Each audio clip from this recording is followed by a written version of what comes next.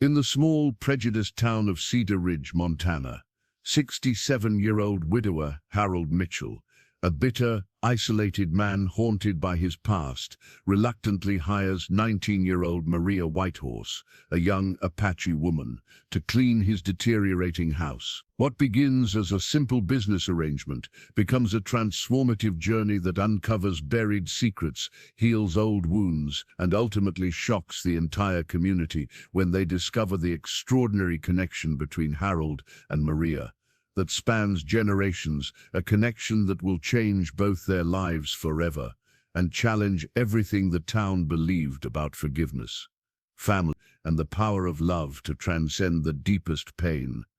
The autumn wind howled through the broken shutters of 1247 Maple Street, carrying with it the scent of decay and neglect. Harold Mitchell sat in his worn leather armchair, staring at the stack of unopened bills on his coffee table, his weathered hands trembling not from age, but from the bottle of whiskey he'd been nursing since dawn. At 67, Harold had become the town's ghost, a man who existed in the shadows of Cedar Ridge, Montana, avoided by neighbors who crossed the street when they saw him coming. His once proud two-story Victorian home now stood as a monument to his bitterness, with peeling paint, overgrown weeds, and windows so dirty that sunlight seemed afraid to enter.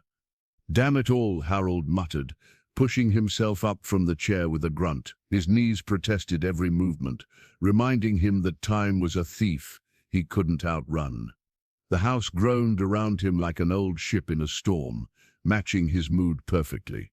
3 sharp knocks echoed through the house, each one making Harold's jaw clench tighter. Visitors were rare, and rarely welcome. He shuffled to the front door, his slippers scraping against the hardwood floors that hadn't seen polish in years. "What do you want?" he barked through the door, not bothering to look through the peephole. "Mr. Mitchell, it's Sarah from the County Social Services. We spoke on the phone yesterday." Harold's blood ran cold. He'd forgotten about that damn phone call. Something about a welfare check after Mrs. Henderson from next door had complained about the smell and the mess coming from his property. The last thing he needed was some government busybody poking around his business. He reluctantly opened the door, squinting at the bright afternoon sun that seemed to assault his bloodshot eyes. Sarah Thompson stood on his porch, a woman in her 40s with kind eyes and the patient expression of someone who'd seen too much human suffering. "Mr. Mitchell, thank you for seeing me," Sarah said, trying to peer past him into the house. "I'm here to follow up on the concerns raised about your living conditions." "My living conditions are none of your damn business," Harold snapped. But he could smell what she smelled, the sour combination of spoiled food, unwashed dishes, and his own neglect. Sarah's expression softened. "Miss Mitchell, I'm not here to judge you. I'm here to help. But I need to be honest, if we can't get your home cleaned up and made safe, we may have to look into other living arrangements for you." The threat hung in the air like a death sentence. Harold knew what other arrangements meant: some sterile nursing home where he'd rot away under fluorescent lights, surrounded by strangers who'd pity him until his last breath. "What exactly are you saying?" he asked, his voice barely above a whisper. "I'm saying you need help, Mr. Mitchell. Professional cleaning, maintenance, maybe some home health services. There are programs available." "I don't want charity," Harold interrupted, the words bitter as medicine. "It's not charity, it's assistance. And frankly, it's your choice. Accept help now, or we'll have to take other measures for your safety." Harold stood there for a long moment, feeling the weight of his pride, battling against the reality of his situation. The house behind him creaked as if urging him to make a decision. "Fine," he said finally, "but I choose who comes into my house, and I pay them myself. No government handouts." Sarah nodded, relief washing over her features. "That's perfectly reasonable. I can recommend several cleaning services. No services. One person. Someone who won't gossip about me to the whole town. Mr. Mitchell, finding someone willing to show. There's a girl," Harold said suddenly, surprising himself. "Apache girl. Works at Murphy's Diner. Heard she's looking for extra work." Sarah raised an eyebrow. "You mean Maria Whitehorse? She's very young, Mr. Mitchell." Are you sure she'd be appropriate for this kind of work?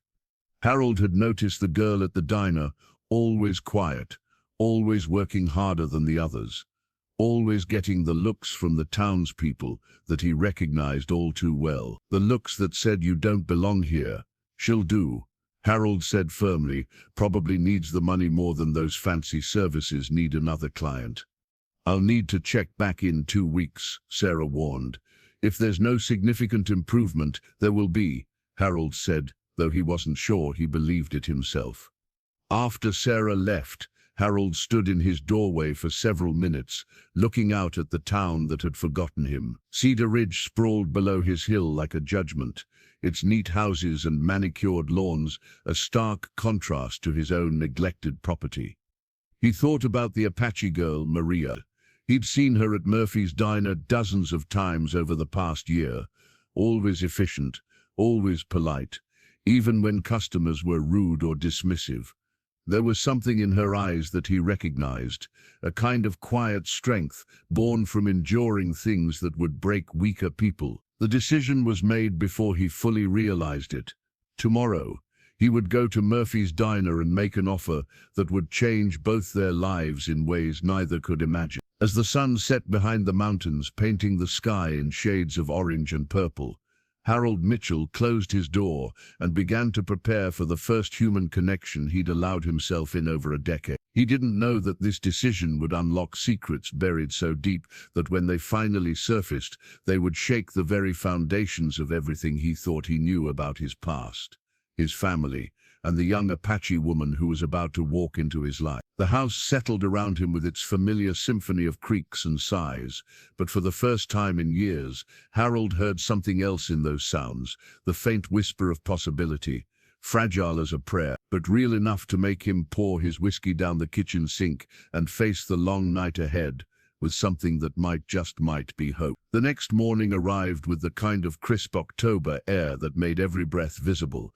and Harold Mitchell found himself doing something he hadn't done in months, caring about his appearance. He'd shaved off 3 days of stubble, combed his grey hair, and even found a clean shirt buried in the depths of his closet. The man staring back at him in the bathroom mirror looked almost human again, though his eyes still carried the weight of too many sleepless nights and too much regret. Murphy's diner sat on the corner of Main Street and Cedar Avenue, a time-worn establishment with red vinyl booths and the kind of coffee that could wake the dead. Harold had been coming here sporadically for the past year, usually sitting in the corner booth where he could observe without being observed. Today felt different. Today he had a purpose. The bell above the door chimed as Harold entered, and he immediately spotted Maria Whitehorse behind the counter, her long black hair pulled back in a neat ponytail, her movements efficient and graceful as she balanced 3 plates on her left arm while pouring coffee with her right. She was smaller than he'd remembered, maybe 5'4", with the kind of quiet presence that made people underestimate her strength.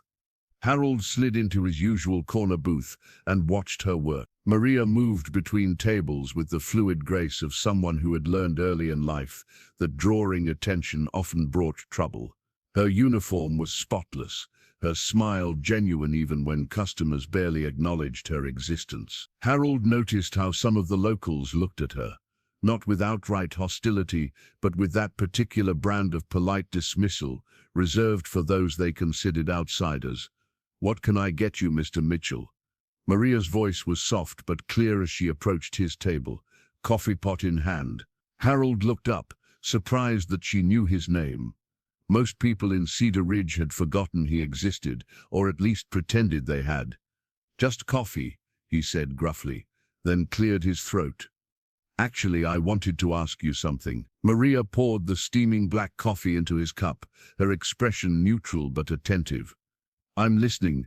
Harold studied her face, noting the intelligence in her dark eyes and the way she held herself with quiet dignity despite being barely 19 years old. "I need someone to help clean my house. It's gotten pretty bad. I can pay $15 an hour, cash." The offer hung in the air between them like a bridge. Neither was sure was safe to cross. Maria's eyes flickered with something, surprise perhaps, or caution. "Why me?" she asked simply, and Harold appreciated that she didn't pretend not to need the work or act falsely modest about her circumstances. "Because you work hard," Harold said, the honesty surprising him. "And because," he paused, struggling to find the right words, "because I don't think you'd judge me for letting things get so bad." A customer at table 6 waved impatiently for more coffee, and Maria glanced over before looking back at Harold. "When would you want me to start?" Harold felt something loosen in his chest, a knot he hadn't realized was there. "Tomorrow? After your shift here?" Maria nodded slowly. "I get off at 3. I could be there by 3:30. She pulled a small notepad from her apron pocket and wrote down her phone number. "Here's my number. Text me your address." As Maria walked away to tend to the impatient customer, Harold watched her go and felt something he hadn't experienced in years, anticipation that didn't involve dread. He'd expected this conversation to be awkward, maybe even humiliating, but Maria had treated his request with the same quiet professionalism she brought to everything else. There was something about her that reminded him of someone, though he couldn't quite place who. At the counter, old Pete Garrison was holding court with his usual morning crowd, his voice carrying across the diner like a rusty foghorn. "I'm telling you, hiring one of them people is just asking for trouble," Pete was saying, casting a meaningful glance toward Maria. "They got different ways of doing things, different values." Harold's jaw tightened, but before he could react, Maria appeared at Pete's table with perfect timing. "More coffee, Mr. Garrison?" she asked with a smile so genuine that Pete actually looked embarrassed for a moment. "Ah, yes, thank you, dear," Pete mumbled, suddenly fascinated by his eggs. Harold watched the interaction with growing respect for the young woman who had just deflected bigotry with nothing more than kindness and perfect timing. When Maria returned to clear Harold's table, he left a $10 tip on a $3 coffee, the largest tip he'd given anyone in years. "Thank you," he said simply, and Maria's smile in response was the first real warmth Harold had felt, directed at him in longer than he cared to remember. "I'll see you tomorrow, Mr. Mitchell." As Harold walked home through the crisp autumn air, he found himself wondering what he'd gotten himself into. His house was in such terrible condition that he wasn't sure where Maria should even start. But for the first time in months, maybe years, he felt like he was moving forward instead of just existing. He didn't know that Maria was walking home with the same mixture of hope and uncertainty, or that she had her own reasons for accepting a job that everyone in town would tell her to avoid. He didn't know that tomorrow would begin a journey that would force both of them to confront truths they'd spent years trying to bury. The autumn wind picked up, scattering leaves across his path like scattered memories, and Harold Mitchell walked toward his broken-down house with something that felt dangerously close to hope. Harold spent the morning of Maria's first day in a state of nervous energy he hadn't felt since his wedding day 43 years ago. He found himself moving from room to room, seeing his house through the eyes of someone who would judge not just his living conditions, but his character. The kitchen sink overflowed with dishes that had been sitting so long they'd developed their own ecosystem. The living room carpet was buried under newspapers, empty bottles, and the detritus of a man who had simply stopped caring. Upstairs, his bedroom was a monument to depression, with clothes scattered everywhere and sheets that hadn't been changed in weeks. Harold stood in his hallway at 3:15, listening for the sound of a car in his driveway and wondering if Maria would take one look at the mess and turn around. When he heard the gentle knock at 3:30 sharp, his heart hammered against his ribs like a caged bird. "It's open," he called out, then immediately regretted not greeting her properly at the door. Maria stepped inside, and Harold watched her face carefully for signs of disgust or judgment. Instead, her dark eyes swept the room with the analytical gaze of someone assessing a challenge rather than passing judgment. "Where would you like me to start?" she asked simply, setting down a canvas bag that appeared to contain cleaning supplies. Harold had expected questions, maybe even lectures, about the health hazards surrounding them. Instead, Maria had rolled up her sleeves and was waiting for direction. "I honestly don't know," Harold admitted, feeling heat rise in his cheeks. "It's been a while since I've had help with anything." Maria walked slowly through the living room, her feet crunching on scattered newspapers. She picked up an empty whiskey bottle, examined it thoughtfully, then set it aside. "When did you stop taking care of things?" she asked, and Harold was surprised by the gentleness in her voice. The question hit him like a physical blow because he knew the exact moment everything had fallen apart. 3 years, 2 months, and 16 days ago, he said without thinking, then immediately wished he could take the words back. Maria turned to look at him, and Harold saw something in her expression that looked almost like understanding. "That's when my wife died," he added, because the truth seemed to be spilling out of him, whether he wanted it to or not. "I'm sorry," Maria said, and Harold could tell she meant it. Losing someone you love, it changes everything. The way she said it made Harold look at her more closely. There was something in her voice that suggested she spoke from experience, not just politeness. "You sound like you know," he said carefully. Maria was quiet for a long moment, running her fingers along the dusty mantelpiece where framed photographs of Harold and his wife Eleanor sat gathering dust. "I lost my grandfather 2 years ago," she said finally. "He raised me after my parents died in a car accident when I was 8. When he passed, I didn't think I'd ever find my way back to caring about anything." The admission hung in the air between them, creating an unexpected bridge of shared grief. Harold found himself looking at Maria with new eyes, seeing not just a young woman he'd hired to clean, but someone who understood the particular weight of loss that could crush a person's will to live. "How did you find your way back?" he asked, genuinely curious. Maria smiled sadly. "I'm not sure I have completely, but I've learned that sometimes taking care of other people's broken things helps you figure out how to take care of your own." She gestured around the room. "Maybe we can help each other." Harold felt something shift inside his chest, a loosening of the iron bands that had been constricting his heart for over 3 years. "I'd like that," he said quiet. They worked in comfortable silence for the first hour, Maria sorting through newspapers and trash, while Harold tackled the kitchen disaster. He found himself stealing glances at her, impressed by her efficiency and touched by the care she took with his belongings. When she found a photograph of Harold and Eleanor on their wedding day buried under a pile of magazines, she cleaned the glass carefully and placed it prominently on a cleared shelf. "She was beautiful," Maria said, and Harold's throat tightened. "She was everything," he replied, the words barely audible. "Tell me about her," Maria said, continuing to work as she spoke. And to his surprise, Harold found himself talking. He told Maria about how he'd met Eleanor at a church dance in 1979, how she'd been the only woman brave enough to dance with the shy rancher who'd rather spend time with horses than people. He talked about their 40 years of marriage, their struggles to have children, the way Eleanor could make him laugh even on the darkest days. As he talked, he realized it was the first time in 3 years he'd spoken Eleanor's name aloud without pain crushing his chest. "She sounds like she was lucky to have you," Maria said, and Harold shook his head. "I was the lucky one. She deserved better than this." He gestured around the ruined house. "She deserved better than what I became." Maria stopped working and looked at him directly. "Mitchell, grief isn't something you get over. It's something you learn to carry. Your wife wouldn't want you to carry it like this, would she?" The question was gentle but piercing, and Harold felt tears threaten for the first time in months. "No," he whispered. "She'd be furious with me." Maria smiled. "Then maybe it's time to start honoring her memory by taking better care of the man she loved."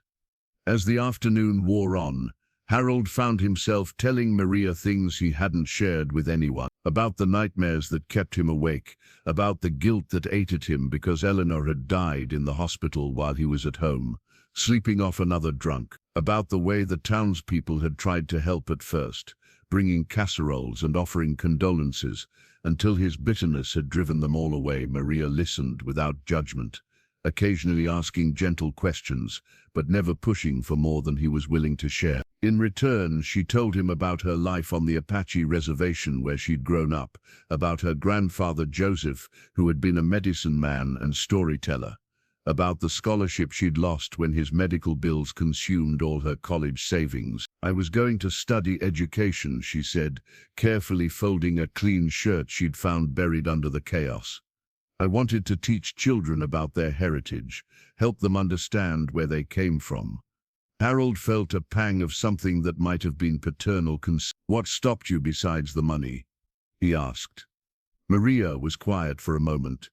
"The same thing that stopped you from taking care of this house, I think. When you lose the person who believed in you most, it's hard to believe in yourself." By 6 o'clock they had made remarkable progress. The living room was recognizable as a living room again. The kitchen sink was empty, and Harold had found himself laughing at something Maria said about her grandfather's terrible jokes. As Maria gathered her supplies, Harold felt panic rise in his throat. The house felt alive again, with another person in it, and the thought of returning to solitude was almost unbearable. "Same time tomorrow?" he asked, trying to keep the desperation out of his voice. Maria nodded. "Same time tomorrow." At the door she turned back. "Mr. Mitchell, thank you for trusting me with your stories about Eleanor. It's clear how much you loved her." Harold watched her walk to her old Honda Civic, noting the dent in the rear fender and the way she had to jiggle the handle to get the door open. As her taillights disappeared down Maple Street, Harold looked around his partially restored living room and felt something he hadn't experienced in years: gratitude. He had no idea that Maria was driving home with her own sense of wonder, thinking about the broken man who had shown her more kindness in one afternoon than most people in Cedar Ridge had shown her in a year. Neither of them knew that tomorrow would bring the first of many discoveries that would change everything they thought they knew about each other, about the past, and about the mysterious ways that broken people could help heal each other's wounds. 2 weeks had passed since Maria began working at Harold's house, and the transformation was remarkable. The downstairs rooms had been restored to a livability that Harold had forgotten was possible. More importantly, Harold himself seemed to be emerging from the fog of grief that had consumed him for 3 years. He was eating regular meals again, sleeping through the night, and even venturing into town for groceries instead of relying on delivery. The townspeople of Cedar Ridge had begun to notice the changes too, though their reactions were mixed. Some, like Sarah from social services, were pleased with Harold's progress. Others, like Pete Garrison and his coffee shop cronies, viewed Harold's relationship with Maria with suspicion and barely concealed disapproval. But Harold found that he cared less and less about their opinions with each passing day. On this particular Thursday afternoon, Maria arrived to find Harold standing at the bottom of the staircase, staring up at the ceiling with a troubled expression. "Everything okay, Mr. Mitchell?" she asked, setting down her cleaning supplies. Harold pointed upward. "There's been a leak in the attic. Water's been dripping down into the upstairs hallway. I haven't been up there in years, but I suppose we should check the damage." Maria followed his gaze to where a water stain had spread across the hallway ceiling like a brown constellation. "Want me to take a look?" she offered. Harold shook his head. "We'll go together, but I have to warn you, it's probably worse than anything we've tackled so far." The attic access was a pull-down ladder in the upstairs hallway, and Harold's hands shook slightly as he unfolded it. "I haven't been up here since Eleanor died," he admitted as they climbed up into the dusty darkness above. The attic was a cavern of memories and neglect. Cardboard boxes sat stacked against the walls, their contents a mystery wrapped in dust and time. The leak had indeed caused damage, warping several boxes near the far wall and creating a smell of mildew that made both Harold and Maria wrinkle their noses. "We'll need to move these wet boxes first," Maria said practically, but Harold was standing frozen in the center of the space, looking around as if seeing ghosts. "Eleanor always said we'd organize this someday," he said quietly. She had plans for everything up here: Christmas decorations in that corner, her mother's china in those boxes, My father's papers over there. His voice broke slightly. She was going to make it into a reading room where we could watch the sunrise. Maria reached out and touched his arm gently. Maybe we still can. After we fix the leak and dry everything out. Her words seemed to break Harold out of his paralysis, and he moved toward the damaged boxes. Let's see what we can save. They worked methodically, moving wet boxes toward the attic ladder and checking their contents for damage. Most of the Christmas decorations were ruined, their cardboard packaging dissolving in Maria's hands. Harold watched years of holiday memories crumble into soggy fragments, but instead of the despair he expected to feel, he found himself thinking about new memories they could create. We can replace these, he said, surprising himself.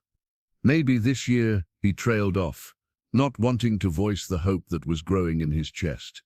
Maria smiled at him. Maybe this year you'll feel ready to celebrate again. They were nearly finished when Maria lifted a water-damaged box, and its bottom gave way, spilling its contents across the attic floor. Photographs scattered everywhere, some stuck together with moisture, others remarkably preserved. Harold knelt down and began gathering them up, his hands trembling as he recognized images from his childhood, his parents, his grandparents.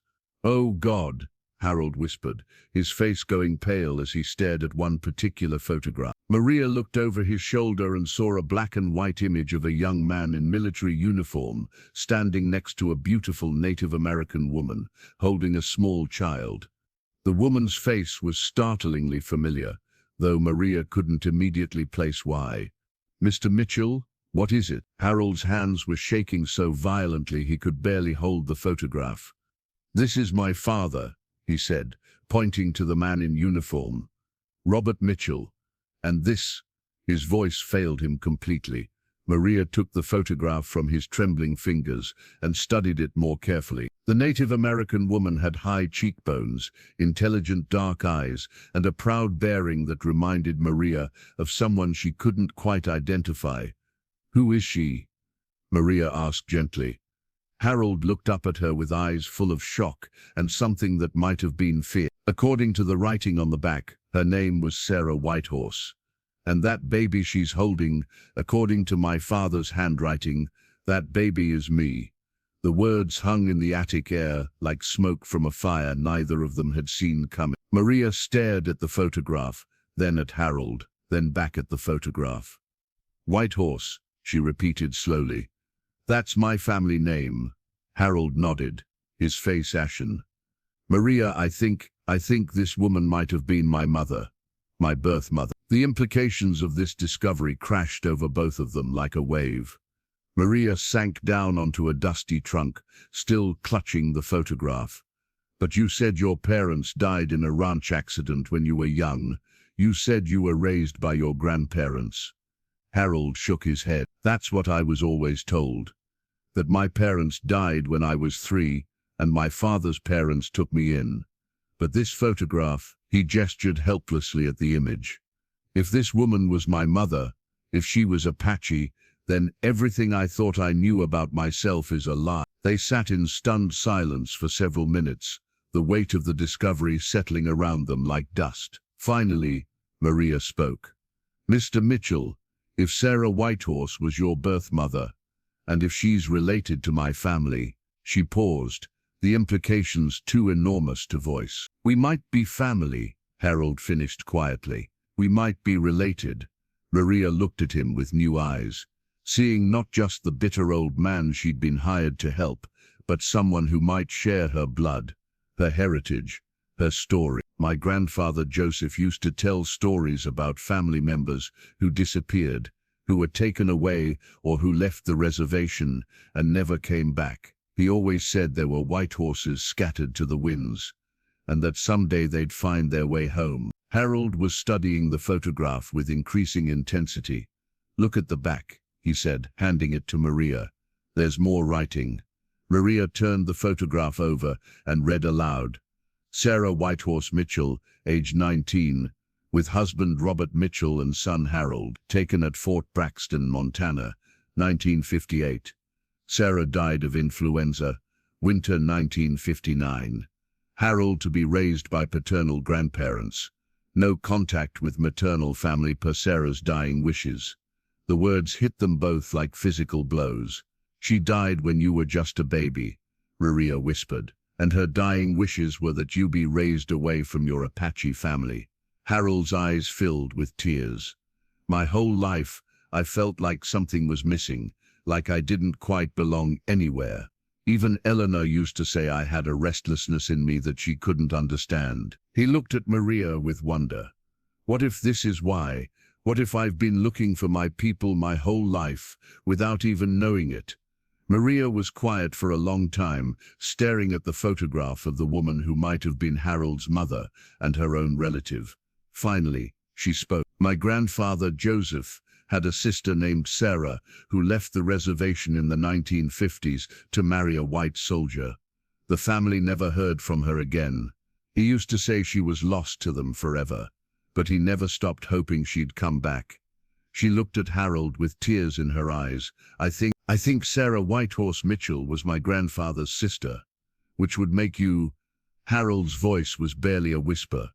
Your family, your blood. The attic around them seemed to pulse with the weight of this revelation. Two people who had been brought together by circumstance had discovered they were connected by something far deeper than either had imagined.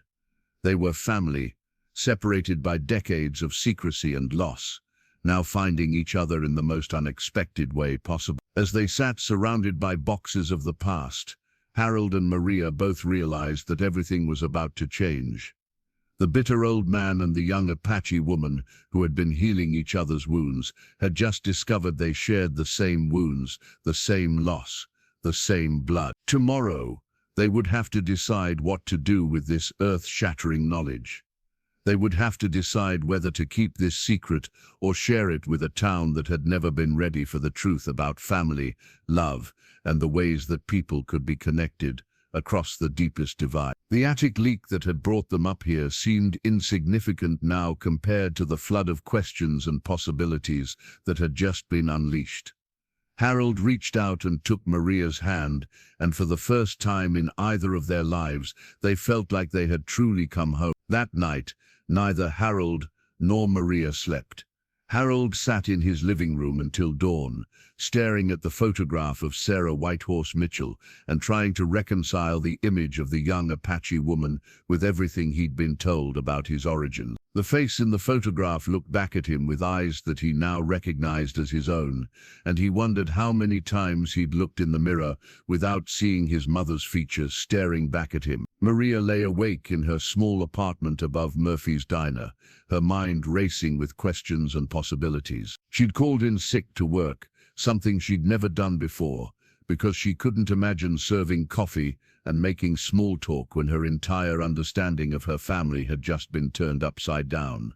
At 8 in the morning, her phone rang. Maria, it's Harold. I know it's early, but I can't stop thinking about what we found yesterday. Can you come over? I think I need to search through more of my father's things.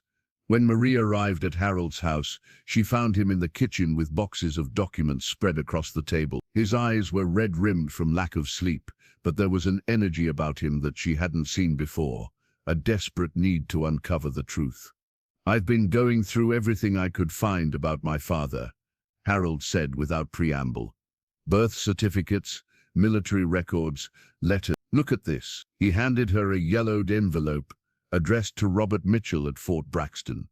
The return address read, Joseph Whitehorse, Pine Ridge Reservation. Maria's hands trembled as she recognized her grandfather's name. This is from my grandfather, she whispered. Harold nodded grimly. It's dated 1960, a year after my supposed mother died. Read it.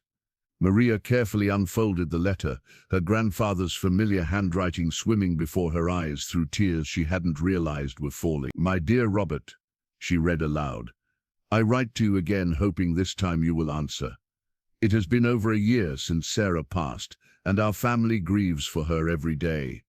We understand you wanted to raise Harold away from the reservation, but we beg you to reconsider. The boy is our blood too, and we have so much love to give him. Sarah's mother cries for her grandson every night. Please, let us be part of his life. Let him know where he comes from. Harold's face was a mask of pain and anger. "There are 6 more letters like that," he said. "My father never answered any of them. He kept them hidden away like some shameful secret." Maria continued reading through the letters, each one more heartbreaking than the last. Her great-grandmother begging to meet her grandson, her grandfather offering to teach Harold about his Apache heritage, her great-uncle pleading for just a photograph of the boy. The final letter, dated 1963, was the most devastating. "Robert," Maria read, her voice breaking, "this will be my last letter. We understand that you have made your choice, and we must respect Sarah's dying wishes, as you have told them to us. But know that Harold will always have a home with us. Always have family who love him. If he ever wants to know about his mother, about his people, we will be here. We keep Sarah's memory alive, and we will keep a place in our hearts for the grandson we will never know." Harold was crying openly now, tears streaming down his weathered cheeks. "My whole life, Maria, my whole life I could have had a family, and they kept it from me." Maria reached across the table and took his hands in hers. "They kept it from both of us," she said softly. "My grandfather never stopped hoping you'd come home. He used to tell me stories about Sarah's son, about how he wondered if you looked like her, if you had her spirit. He died still hoping to meet you." They sat in silence for a moment, both overwhelmed by the magnitude of what had been stolen from them.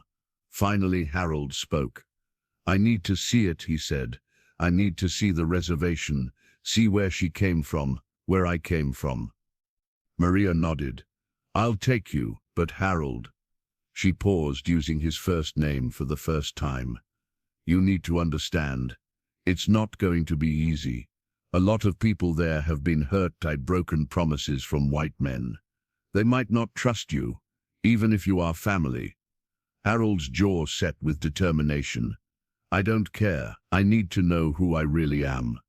The drive to the Pine Ridge Reservation took 2 hours, winding through countryside that seemed to grow more desolate and beautiful with each mile.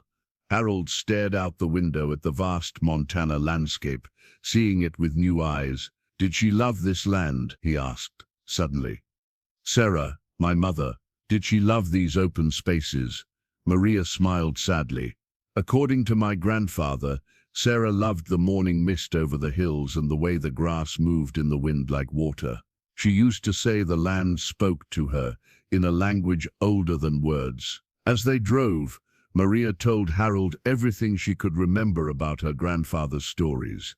How Sarah had been the smartest girl in her class, how she'd dreamed of becoming a teacher, how she'd fallen in love with Robert Mitchell when he was stationed at Fort Braxton. "My grandfather said she was torn between 2 worlds, Maria explained. "She loved your father, but leaving the reservation meant leaving everything she'd ever known."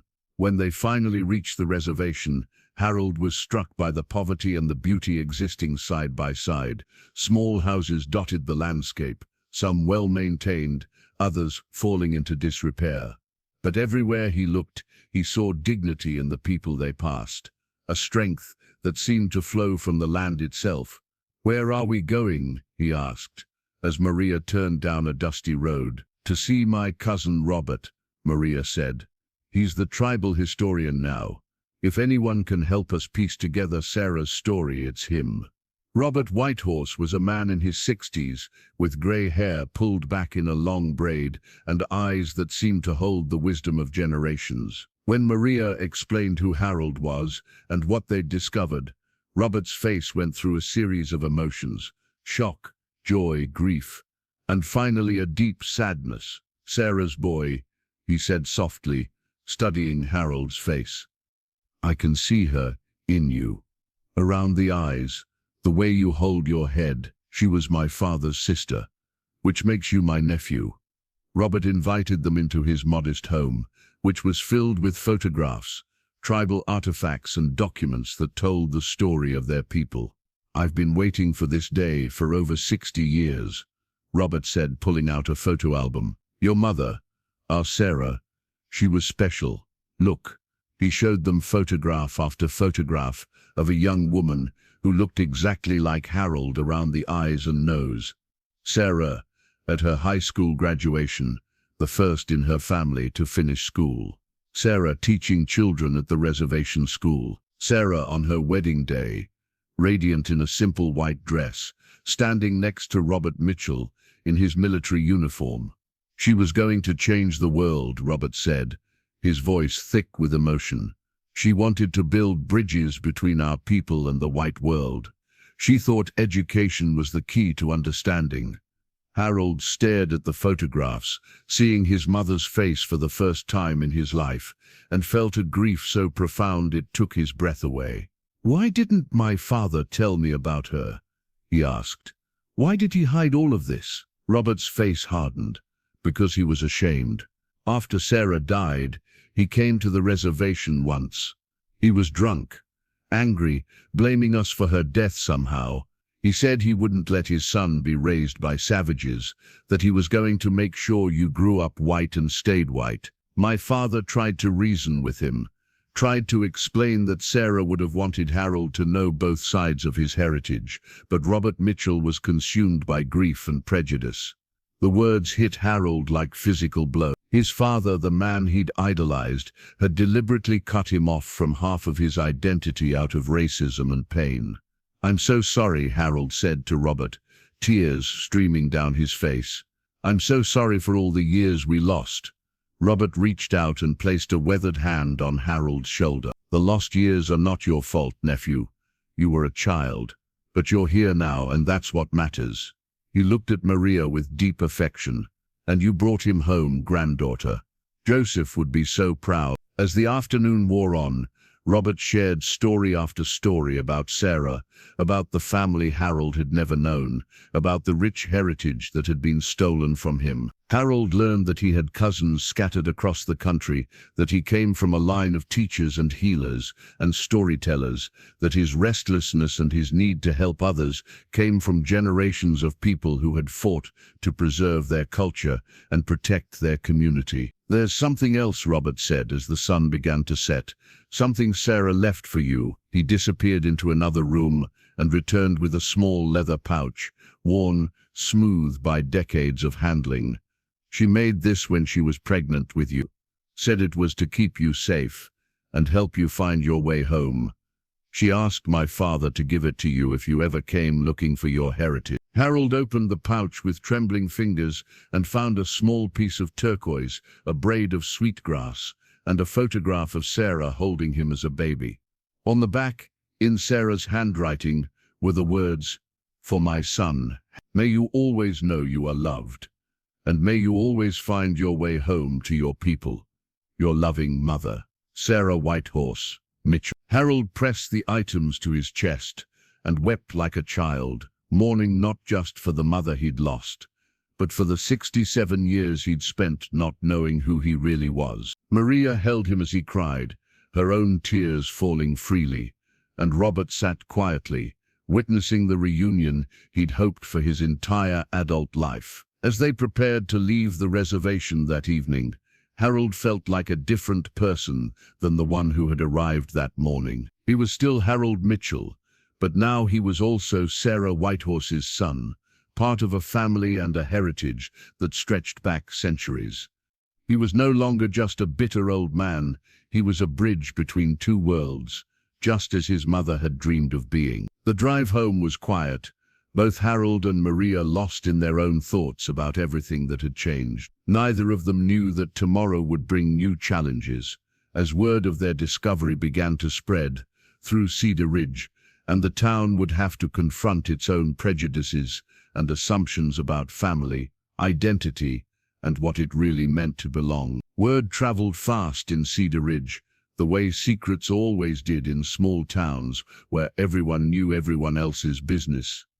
It started innocently enough when Harold and Maria stopped at Murphy's Diner the morning after their trip to the reservation. Harold had insisted they celebrate their newfound family connection with breakfast, and for the first time in 3 years, he walked into the diner with his head held high, and something that looked like joy in his eyes. Maria had tried to convince him to wait, to process everything privately before facing the town, but Harold was determined to stop hiding from the world. "I've spent too many years being ashamed of who I am," he told her, as they sat down in their usual booth. "I won't spend another day pretending to be someone I'm not." The trouble began when Dolores Murphy, the diner owner, noticed Harold wearing the turquoise necklace that Robert had given him, and commented on how different he looked. "You seem like a new man, Harold," she said with genuine warmth. "Whatever's been going on with you and Maria here, it's been good for you both." Harold had looked at Maria, and she had nodded slightly, giving him permission to share their incredible discovery. "Dolores, Maria, and I have learned something amazing. We're family. My birth mother was Apache, a Whitehorse. Maria's great-aunt." The words hung in the air like a bomb waiting to explode. Dolores blinked several times, trying to process what she'd just heard. "Your mother was Indian?" she asked, using the term that made Maria wince slightly. Harold nodded, his face glowing with pride that he'd never felt before. "Sarah Whitehorse Mitchell. She died when I was barely a year old, and my father hid the truth from me my entire life. Maria helped me find my way back to my people." The conversation might have ended there, a private revelation between friends, but Pete Garrison had been sitting 2 booths over, and Pete Garrison had never met a piece of gossip he couldn't spread faster than wildfire. By noon, the story had mutated and spread throughout Cedar Ridge like a virus. Harold Mitchell, the town hermit, was claiming to be part Indian and saying that the Apache girl who'd been cleaning his house was actually his relative. Some people were skeptical, others were fascinated, but a troubling number were openly hostile. The phone at Murphy's diner rang constantly as people called wanting to know if it was true, if Harold had gone native, if Maria had somehow tricked him into believing they were related. The speculation grew uglier as the day progressed, with some suggesting that Maria had planted evidence or manipulated Harold's grief-addled mind for her own gain. By evening, Maria was receiving cold stares from customers who had previously been merely indifferent, and Harold was discovering that some of his neighbors had very strong opinions about bloodlines and heritage. The confrontation came 3 days later at Murphy's diner, during the morning coffee rush.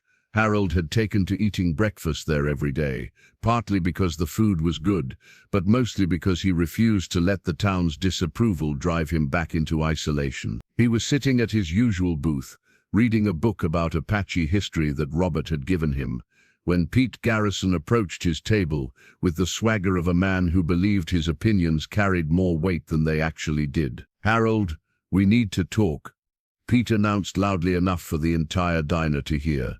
Harold looked up calmly. "Good morning, Pete.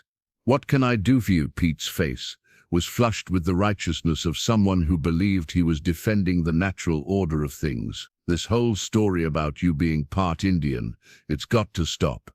You're embarrassing yourself and confusing people. Your parents were Robert and Helen Mitchell, good Christian folks who raised you right. This fantasy about being related to that girl is just plain foolishness." Harold felt his jaw tighten, but his voice remained steady. "Pete, I have documentation. Birth certificates, photographs, letters. My birth mother was Sarah Whitehorse, and Maria is my family. These aren't fantasies, they're facts." Pete laughed, but it was an ugly sound. "Facts? Harold, you've been drinking yourself to death for 3 years. That girl shows up, cleans your house, and suddenly you think you're Sitting Bull's cousin. Can't you see what she's doing? She's after your money, your house, probably planning to bring more of them here once she's got her hooks in you properly." The words hit Harold like physical blows, not because they hurt him, but because of the casual cruelty they revealed. Around the diner, conversations had stopped, and everyone was watching the confrontation unfold. Maria, who had been refilling coffee cups, froze behind the counter, her face pale with humiliation and anger. Harold stood slowly, his full height impressive despite his age. "Pete, you're going to stop talking now," he said quietly, but there was steel in his voice that made several people step back. "Maria is my family. She's helped me find my way back to life, back to who I really am. And if you or anyone else has a problem with that, you can take it up with me." Pete wasn't finished. "Your real family is rolling in their graves, Harold. The Mitchells were respectable people, not a bunch of welfare Indians living on government handouts. You want to throw away 67 years of being a decent white man for some feel-good story about noble savages." The slur hung in the air like a toxic cloud, and Harold felt something snap inside him. Before he could react, Maria stepped forward, her voice calm but carrying a strength that silenced the entire diner. "Mr. Garrison, my family has been on this land for thousands of years. We've survived wars, disease, forced relocation, and people like you, who think our worth is measured by how much we remind you of yourselves. Harold Mitchell is my family, and that's not something you get to approve or disapprove. That's just truth."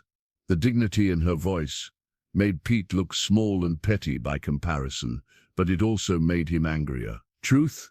The truth is your people lost, girl. Lost the land, lost the wars, lost the right to dictate terms to anyone. Harold's confused right now, but he'll come to his senses, and when he does, you'll go back to where you belong." The silence that followed was deafening. Harold looked around the diner at faces he'd known for decades, some sympathetic, others uncomfortable, too many nodding in agreement with Pete's words. He realized that this moment would define not just how the town saw him, but how he saw himself going forward. "Pete," Harold said, his voice carrying clearly through the diner, "my mother was Sarah Whitehorse Mitchell. She was 19 years old when she died, and she was more courage and grace in her short life than you've managed in 60-plus years of yours. Maria is her great-niece, which makes her my family in ways that matter more than your small-minded prejudice." Harold reached into his pocket and pulled out the photograph of his parents, placing it on the table where everyone could see. "This is my father, Robert Mitchell, and my mother, Sarah Whitehorse Mitchell, holding me when I was born. My father was so consumed by grief and prejudice when she died that he cut me off from her entire family for 67 years. I won't let him do it from the grave, and I sure as hell won't let you do it now." The photograph passed from hand to hand around the diner, and Harold watched faces change as people saw the undeniable resemblance between him and the beautiful Apache woman in the picture. Some expressions softened with understanding, others hardened with disapproval, but everyone could see that Harold was telling the truth. Pete grabbed the photograph and stared at it for a long moment before slamming it down on the table. "So what if it's true? So what if your mother was Indian? That doesn't make you one of them. You were raised white, lived white, thought white for 67 years. You can't just decide to change teams now because you're having some kind of identity crisis." Maria had heard enough. "Mr. Garrison, Harold isn't changing teams. He's finally learning who he's always been. And one of them. I'm one of your neighbors. I work here, I pay taxes here, I contribute to this community. The only difference between us is that I know where I come from, and until recently, Harold didn't have that privilege." Her words carried a power that made even Pete's supporters look uncomfortable. Harold felt a surge of pride and protectiveness toward this remarkable young woman who had not only brought him back to life, but was now defending their family connection with more courage than he'd shown in years. "That's enough," Harold announced, his voice cutting through the tension. "Pete, you and anyone else who has a problem with my heritage or my family can stay out of my business. Maria is welcome in my home, at my table, and in my life. Anyone who can't accept that can go to hell." The aftermath was swift and revealing. About half the diner broke into uncomfortable conversations, trying to process what they'd witnessed. Several people approached Harold and Maria to offer support or ask genuine questions about their discovery. But a significant number, led by Pete and his cronies, made their disapproval clear through cold stares and muttered comments about mixing blood and outside influences. As Harold and Maria left the diner together, they could feel the town dividing around them, some embracing the remarkable story of a family reunited across decades of separation, others viewing it as a threat to the established order of things. "Are you okay?" Harold asked Maria as they walked toward his house. She nodded, but he could see the hurt in her eyes. "I knew it wouldn't be easy," she said, "but I didn't expect it to be that ugly." Harold stopped walking and turned to face her. "Maria, we're family now, really family. That means we face these things together, and we don't let other people's ignorance define who we are or what we mean to each other." As they reached Harold's house, both of them realized that their journey was far from over. The town of Cedar Ridge would need time to adjust to this new reality, and not everyone would adjust gracefully. But they also realized that they had found something precious in each other, not just family, but the strength to stand up to prejudice and the courage to claim their true identities regardless of what others. The real test was yet to come, and it would arrive sooner than either of them expected, forcing them to prove that the bonds of family and love were stronger than the forces of fear and hatred that threatened to tear them apart. 2 weeks after the confrontation at Murphy's Diner, Harold received a letter that made his blood run cold. The envelope bore the letterhead of Garrison and Associates, attorneys at law, and Harold realized with sinking dread that Pete Garrison's son Michael had become involved in their situation. Michael Garrison was Cedar Ridge's most prominent lawyer, a sharp-dressed man in his 40s who had built his reputation on protecting what he called traditional family values and property rights. The letter was formal, threatening, and designed to intimidate. It questioned Harold's mental competency, suggested that Maria was exploiting an elderly man's confusion for financial gain, and hinted at legal action if Harold continued to make claims about family relationships that cannot be substantiated in a court of law. Harold's hands shook as he read the letter a second time, not from fear, but from rage at the calculated cruelty of using the legal system to attack the most important relationship he'd found in years. Maria arrived for work that afternoon to find Harold sitting at his kitchen table with the letter spread before him, like evidence of a crime. "What's wrong?" she asked immediately, recognizing the storm clouds gathering in his expression. Harold handed her the letter without a word, watching her face change from confusion to hurt, to anger, as she read Michael Garrison's carefully worded threats. "They're saying I'm taking advantage of you," she said quietly, her voice thick with emotion. "They're saying our family connection isn't real, that I've manipulated you somehow." Harold reached across the table and took her hands in his weathered ones. "Maria, listen to me. This letter is nothing but legal bullying from small-minded people who can't stand the idea that their worldview might be wrong. We have proof of who we are, documentation of our family connection. No lawyer can change the truth."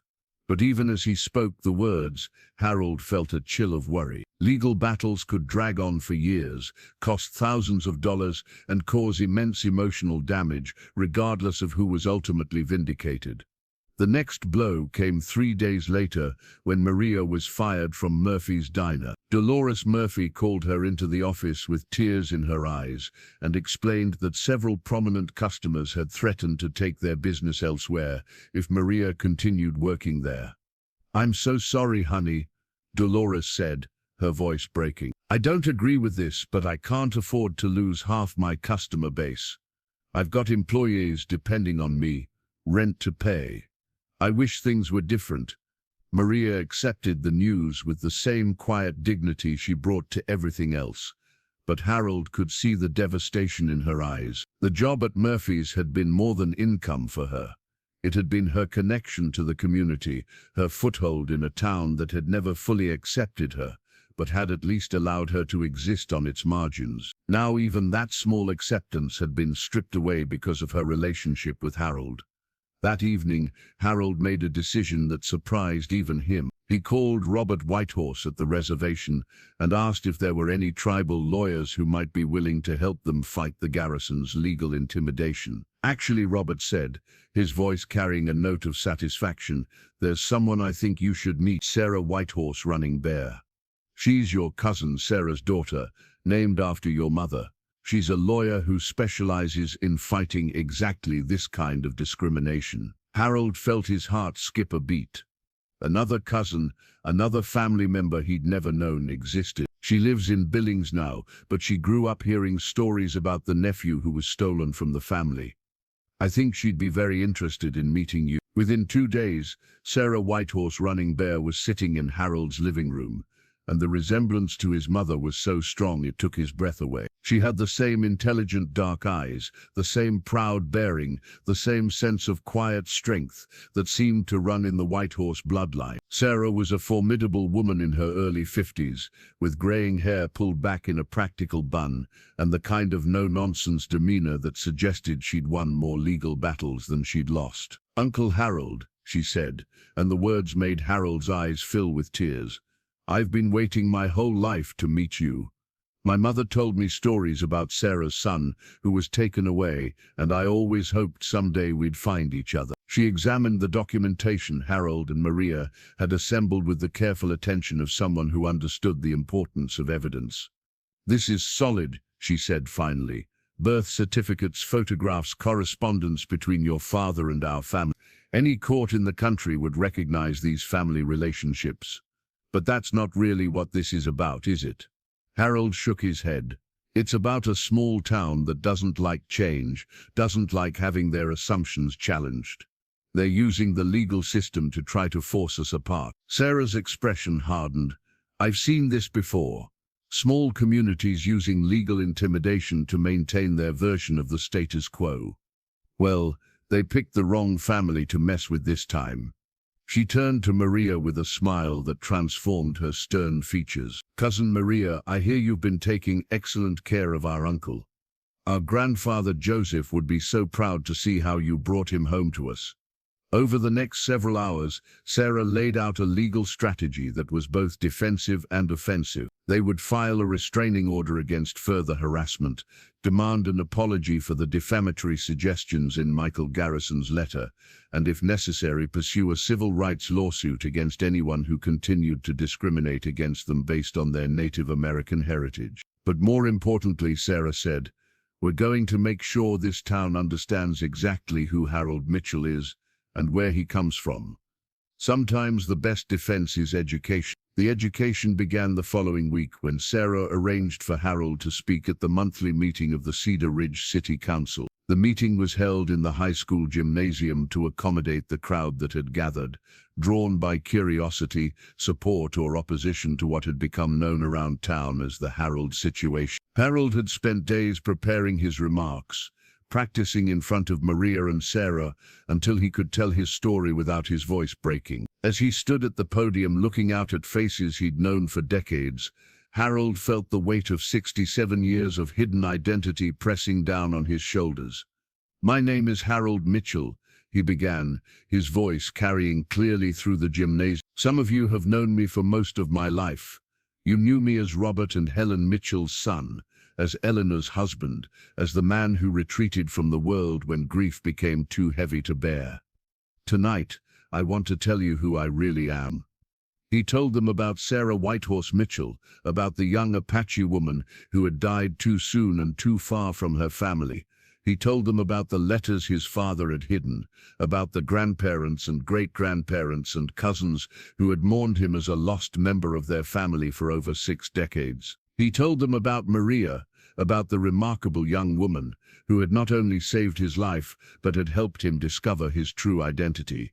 "Maria Whitehorse is my family," Harold said, his voice growing stronger with each word. "She is my blood, my people, my connection to a heritage that was stolen from me as a child. Anyone who has a problem with that has a problem with me. And anyone who tries to use legal intimidation to force us apart will find that the Whitehorse family doesn't back down from bullies." The reaction was everything he'd expected and more. Some people applauded, others sat in stony silence, a few walked out in obvious disapproval.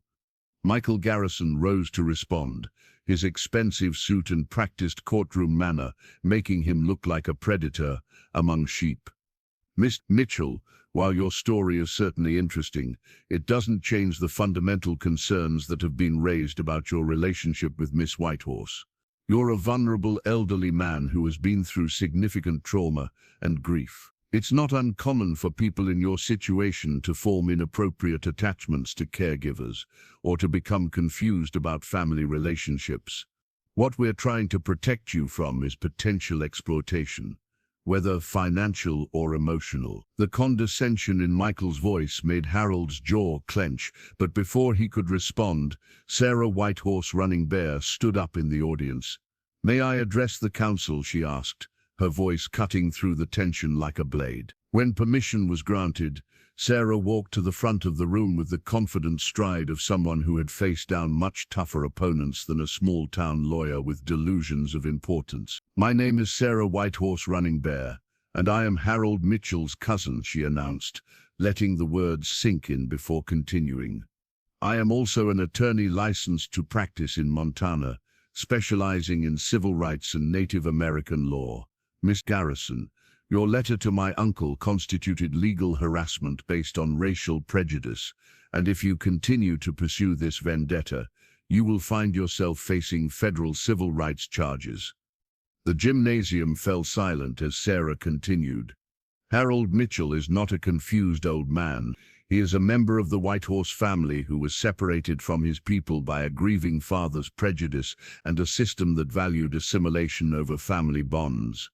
Maria Whitehorse is not exploiting anyone, she is caring for her elder, as our culture teaches us to do. And if this community continues to harass them for embracing their heritage and their family connections, you will discover that the Whitehorse family has resources and legal standing that you may not have anticipated." The meeting ended in chaos, with people arguing in small groups, some approaching Harold to offer support, others glaring at the Whitehorse family with undisguised hostility. But as Harold walked out of the gymnasium flanked by Maria and Sarah, he felt something he hadn't experienced since Eleanor's death, the unshakable certainty that he was not alone, that he had family who would fight for him, and that the truth was stronger than the forces arrayed against them. The legal challenge was far from over, but Harold now understood that he was part of something larger than himself, part of a family and a heritage that had survived much worse than small-town prejudice. The battle for acceptance would continue, but Harold Mitchell was no longer fighting it alone. He was fighting it as a Whitehorse, and the Whitehorses had been winning battles for survival for generations. Winter had settled over Cedar Ridge with unusual gentleness, blanketing the town in pristine snow that seemed to muffle the harsh words and bitter divisions that had marked the past few months. Harold stood at his living room window on Christmas Eve morning, watching the sun paint the snowy landscape in shades of gold and pink, and marveled at how different his life had become. 6 months ago, he had been a broken man waiting to die in a house that reflected the decay of his spirit. Now, his home buzzed with the preparation for the first Christmas celebration he'd hosted since Eleanor's death, and his heart was fuller than he'd believed possible. Maria moved through the kitchen with practiced efficiency, preparing traditional Apache fry bread alongside Eleanor's old Christmas cookie recipes, bridging two cultures with the same love and care she brought to everything else. The house smelled of cinnamon, sage and hope. The past month had brought unexpected developments that had shifted the entire dynamic in Cedar Ridge. Sarah Whitehorse Running Bear's legal pressure had forced Michael Garrison to withdraw his threats and issue a public apology, but more importantly, Harold's story had attracted attention far beyond the borders of their small town. A documentary filmmaker from Seattle had come to interview Harold and Maria about their reunion, and a journalist from the Montana Standard had written a feature story about family, identity, and the power of love to transcend decades of separation. The story had been picked up by national news outlets, and suddenly Cedar Ridge found itself in the spotlight as the town where a man had discovered his Native American heritage through the kindness of a young woman who turned out to be his family. The attention had made some residents uncomfortable, but it had also brought tourists, curiosity seekers, and people genuinely interested in Harold and Maria's remarkable story. More importantly, the publicity had brought other members of the Whitehorse family out of the woodwork. Harold had discovered he had cousins in Oregon, California, and Arizona, all descendants of his mother's siblings who had scattered across the country over the decades. They had begun reaching out through social media and phone calls, sharing photographs and stories that filled in the gaps of the family history. Harold had never known. Each connection was a gift, each story a piece of his identity restored. On this Christmas Eve morning, 12 members of the extended Whitehorse family were gathering at Harold's house for a celebration that would have seemed impossible just 6 months earlier. Harold's house, which had once been a monument to isolation and despair, was about to become the center of a family reunion, 67 years in the making. The first guests arrived at noon, and Harold felt his heart swell as he watched Maria embrace cousins she'd never met but who shared her eyes, her smile, her quiet strength. Robert Whitehorse had driven down from the reservation with his wife and 3 grandchildren, carrying gifts and stories, and the kind of warmth that made Harold understand why his mother had missed this family so desperate. Sarah Whitehorse, running bear, rubbed with her teenage daughter, who immediately bonded with Maria over shared experiences of growing up between 2 worlds. By mid-afternoon, Harold's house was filled with laughter, conversation in both English and Apache, and the sounds of children playing games that had been passed down through generations. Harold moved through it all in a state of wonder. This man, who had spent 3 years believing he was utterly alone in the world, now surrounded by family who had been waiting their entire lives to welcome him home. The most emotional moment came when Robert Whitehorse asked everyone to gather in the living room for a special ceremony. "In our tradition," he said, his weathered hands holding a bundle of sage and sweetgrass, "when a family member returns after a long absence, we hold a welcome home ceremony to cleanse away the years of separation and officially bring them back into the family circle." Harold felt tears spring to his eyes as Robert lit the sacred plants and began to speak in Apache, his voice carrying the weight of generations. Maria translated quietly, her own voice thick with emotion. "He's thanking the spirits for bringing you home, Uncle Harold. He's asking them to bless you and protect you and help you find peace in knowing where you belong." As the sweet smoke filled the room, Harold felt something he'd never experienced before, the absolute certainty that he was exactly where he was supposed to be, surrounded by people who loved him, not in spite of who he was, but because of it. But the most profound moment was yet to come. As the afternoon wore on and the celebration continued, Harold noticed Maria sitting quietly by herself on the front porch, wrapped in a blanket and looking out at the snow-covered mountains. He found his coat and joined her, settling into the chair beside her with a comfortable silence that had become one of their trademarks. "Penny for your thoughts," he said gently, and Maria turned to him with tears streaming down her face. "I keep thinking about my grandfather Joseph," she said softly. "How he died never knowing that his prayers had been answered, that Sarah's son would come home to us. I wish he could see this, could see you, surrounded by family, could know that his stories kept you alive in our hearts until we could find you." Harold reached out and took her hand, this remarkable young woman who had saved his life in ways she might never fully understand. "Maria," Harold said, his voice thick with emotion, "I need you to know something. 6 months ago, I was ready to die. I had given up on everything, on healing, on connection, on the possibility that life could ever be good again.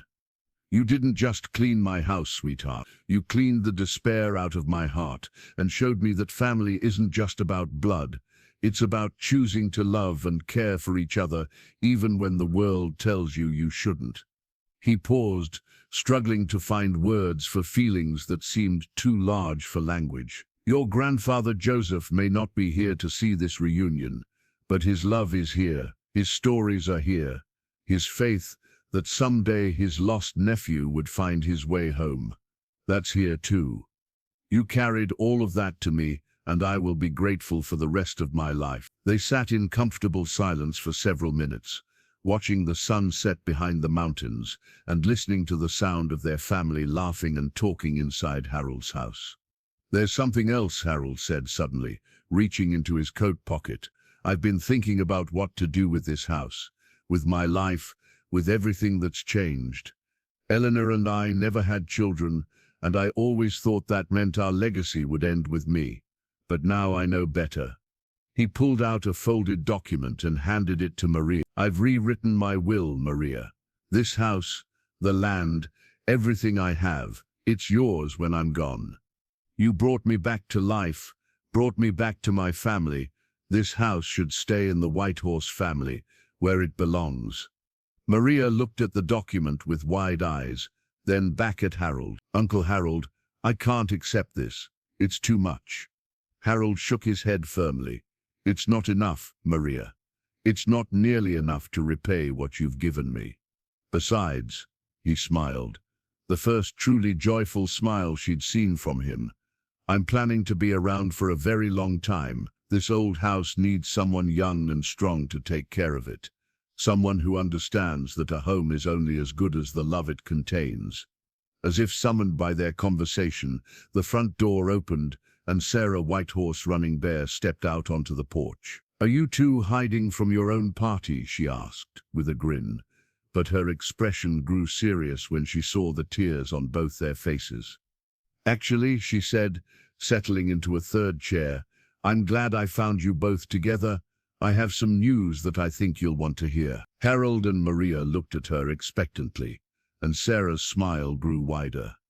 The tribal council met yesterday, and they've made a decision about Harold's enrollment status. Uncle Harold, you are now officially enrolled as a member of the Pine Ridge Apache Nation. Your mother's bloodline has been verified, your family connections established, and you have been welcomed home, not just by us, but by the tribe itself. The words hit Harold like a physical blow, and he found himself sobbing with a relief and joy, so profound it shook his entire body. Maria wrapped her arms around him, crying herself, and Sarah reached out to take both their hands. There's more, Sarah continued gently. The tribal council wants to offer both of you positions. Harold, they want you to work with our cultural preservation committee, helping to document family histories and connect tribal members who have been separated from their heritage. Maria, they want to offer you a full scholarship to complete your education degree, with the understanding that you'll come back to teach at the reservation school. The offers were more than generous. They were a pathway to purpose, a chance to turn their personal healing into service to their community. Harold looked at Maria, seeing in her eyes the same mixture of hope and possibility that he felt in his own heart. We don't have to decide right now, Sarah added, but the offers will be there when you're ready. As the three of them sat on the porch in the gathering twilight, Harold realized that this was what happiness felt like. Not the absence of pain, but the presence of love strong enough to carry whatever pain remained. The evening ended with the entire family gathered around Harold's Christmas tree, sharing stories and gifts and the kind of connections that transcended time and circumstance. Harold watched Maria laughing with her cousins, saw Robert Whitehorse teaching the children traditional games, listened to Sarah's daughter ask intelligent questions about their family history, and felt a peace settle over him that he'd never known was possible. When the last guest had departed and Maria was preparing to leave for her apartment, Harold stopped her at the door. Maria, I want you to know that finding you, finding our family, finding myself, it's been the greatest gift of my life. Greater than anything I could have imagined. Maria hugged him tightly, this gruff old man who had become the uncle she'd never known she needed. Uncle Harold, you saved me too. I was lost when I met you, working a dead-end job in a town that tolerated me but never accepted me. Now I have family, purpose, hope for the future. We saved each other. As Harold watched Maria drive away through the gently falling snow, he thought about the journey that had brought them to this moment. A bitter, broken man hiring a young Apache woman to clean his house had seemed like such a simple transaction 6 months ago. Neither of them could have imagined that it would lead to the discovery of family ties that stretched back generations, to legal battles that would test their resolve, to a love that would heal wounds neither of them had known how to name. Harold looked up at the star-filled sky and whispered a prayer of gratitude to Eleanor, to Sarah Whitehorse Mitchell, to Joseph Whitehorse, to all the people who had loved him and shaped him, even when he didn't know they existed. Tomorrow would bring new challenges, new opportunities to grow and serve and love. But tonight, Harold Mitchell Whitehorse was exactly where he belonged, in a house filled with the echoes of laughter and the promise of family, ready to embrace whatever came next with a heart that had learned how to hope again. The man who had once been ready to die alone had discovered that he was part of something eternal, something beautiful, something worth living for. And in a small town in Montana, the story that had shocked everyone had become a testament to the truth that love, family, and the courage to embrace your authentic self could overcome any obstacle, heal any wound, and transform even the most broken heart into something whole.